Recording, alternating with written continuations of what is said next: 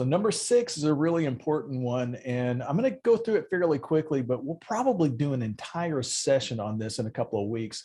It'll be a session entitled "How to Be More Persuasive." So a good way to do that is to admit one of your own poor decisions before pointing out a similar error that somebody else has made. This tip is a great way to call attention to a mistake indirectly, which was one of the earlier principles.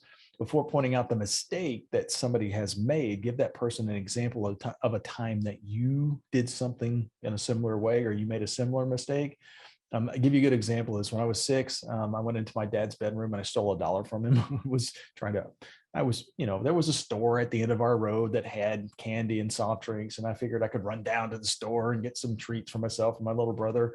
And of course, my dad caught me and I was terrified because I knew that I had disappointed him. And what was funny though, was that my dad sent me down on his bed and he told me about a time that he was in the Army and when he and his buddy had a weekend pass to go into town, and the base that they were stationed at allowed the soldiers to use the Jeeps to travel into town, as long as they returned with a full tank of gas. Well, since my dad's buddy worked at the motor pool, they decided to fill up the tank of gas when they returned.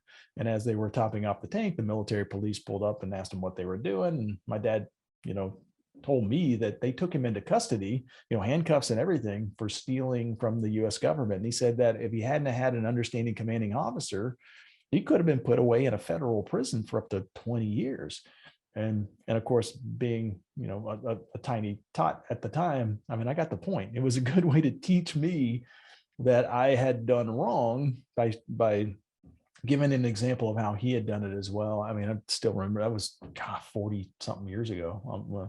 Almost anyway, a long time ago. It's been a long time, and I still remember it in enough detail that I can recite it back to you.